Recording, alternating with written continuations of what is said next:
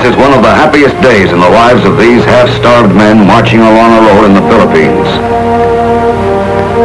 They are ending 3 years of imprisonment in the Japanese stockade at Cabanatuan. Nearly all of them are veterans of our first Philippine campaign. Some of them are survivors of the monstrous death march that followed the surrender of Corregidor. Let them speak for themselves. Folks, this is my buddy, Don Smith. Don Smith? Happy New Year, Don. Yeah. Where are you from? Boulder, Colorado. Right. And you? Albuquerque, New Mexico. Albuquerque, New Mexico. As I understand it, both you fellows were forced to make the death march after you were captured. That's right. Well, now, how did that start out? Would you tell me a little bit about it? Well, after the surrender, we stayed in the sun for about a day and a half, and then we started marching to San Fernando. That was our goal.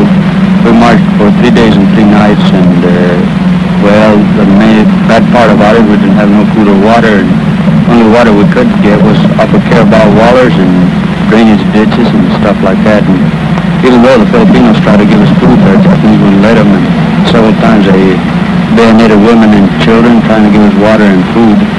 But then we finally made it, thank God. And that was about, from there on we was transported to a prison camp. In boxcars. How many men do you suppose you lost? Do you have any idea while you were on this march?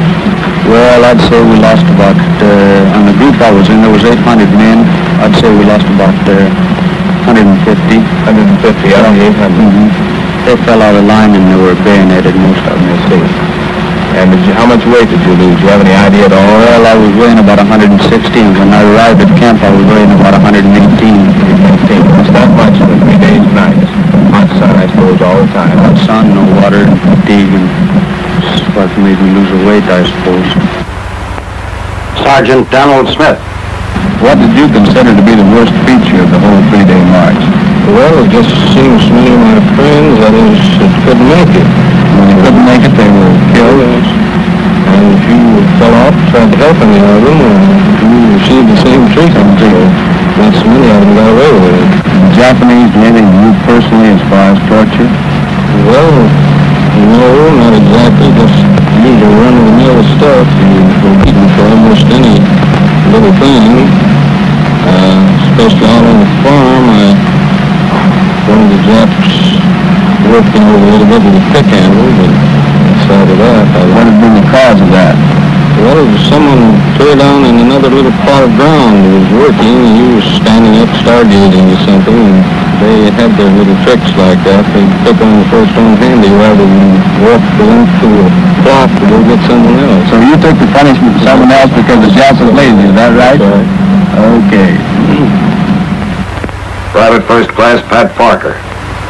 Would you mind telling me how the Japs persuaded you in case you didn't feel too strong and didn't want to work that day? Well, that'd be simple.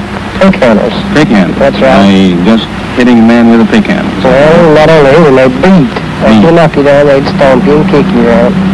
Well, now, what did you weigh when you were captured? You remember that? I weighed 183 pounds. And what was the lowest weight you hit after you were down, you might say down to the low end? Well, that was Nichols Field. I got down to 75 pounds. From 183 pounds, That's go right. down to 75. Right. Well, one other thing, did the Japs ever torture you or anything like that? Would you mind mentioning a case or so? Yes, one case I was doing a little torture. I got hung up with the thumb once. By the thumbs? That's right. Are there any scars on them there?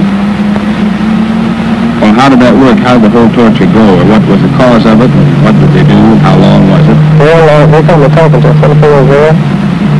Well, the last I seen her, they beat her to death. And they beat me a while and then hung me up with the thumbs. I hung out there 72 hours. Without food or water? Without food or water. To make it worse, they set a pitcher of water out in front of us. And then right every 30 minutes they'd come along and drop a piece of ice in it. That was pretty hard to take. Yeah, I'll bet.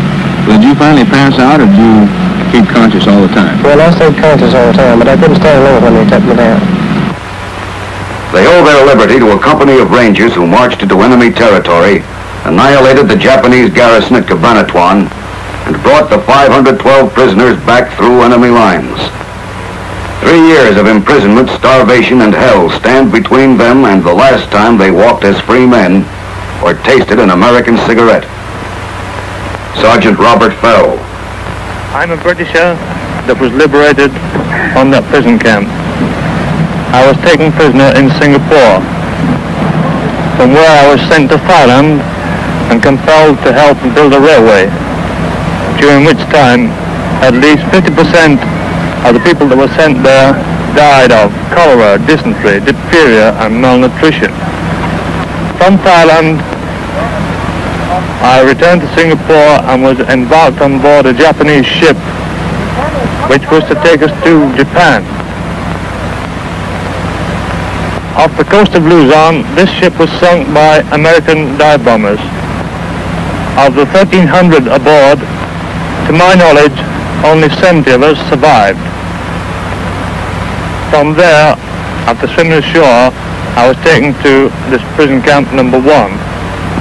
And I was liberated by the Yanks when they came in. I'm glad to be back in civilization again. Sergeant Samuel Goldie, Signal Corps. Rangers came in that night and it was about as happy a sight I'd ever seen in my life. For 3 years we couldn't do anything without someone telling us what to do, and now at last we can do what we want when we want to. I'll be sure glad to get back to the United States where I'll be a free American again and get myself in milkshake.